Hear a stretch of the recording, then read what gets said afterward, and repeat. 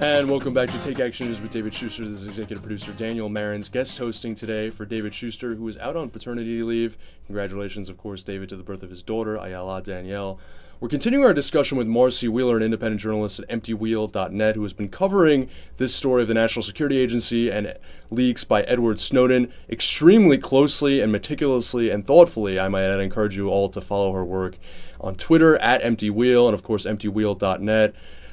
Marcy, you also were one of the reporters that followed most closely the story of Dick Cheney, or at least his chief of staff, Scooter Libby, basically being convicted of leaking the identity of CIA agent then Valerie Plame Wilson back in 2003, essentially as a way of taking revenge on her because her husband revealed that many of the nuclear claims that the Bush administration was making to take the country to war in Iraq were false.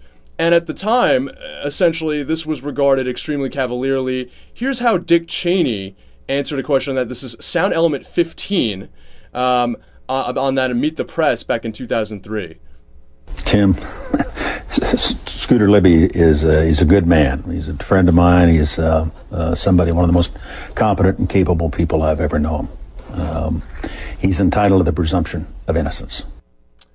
Marcy, hearing Dick Cheney laughably sort of deny, and it seemed really a lot like he was lying there in that Meet the Press appearance, isn't it kind of a stark contrast to the way all of these security and intelligence officials are now telling us that Edward Snowden is a traitor, that he's caused a grave threat to national security by basically just outing a government policy that will continue, at least tentatively, going forward?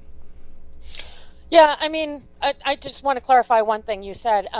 Libby was prosecuted not for leaking Valerie Plame's identity, but for obstructing the investigation into whether Dick Cheney ordered him to leak it. So when he says that Scooter Libby is a great man, remember that Scooter Libby may have obstructed the investigation into Dick Cheney's orders to out her as a spy.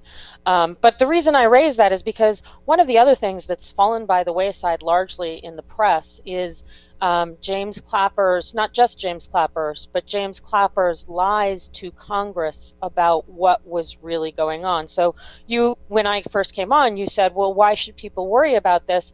One of the reasons people should be worried about this is because James Clapper and others have been asked publicly on multiple occasions whether the government was collecting data on all Americans, and Clapper most recently in March said, well, not wittingly, and that's false. We now know that was clearly false testimony to Congress because the government is collecting the phone data on most Americans, and that's why you should be concerned, because part of the oversight process is in us being able to pressure our members of Congress when we hear things like that. The members of Congress being able to learn precisely what's going on, and therefore being able to fix problems, even if you like the underlying surveillance program, fix oversight problems, which pretty clearly still exist in this program, so that we're not just relying on it. Trust us. And when people do lie, when people do deliberately misinform the Americans about how extensive this is, it should suggest they shouldn't be trusted. It suggests that they're hiding stuff that may be still worse than what we know.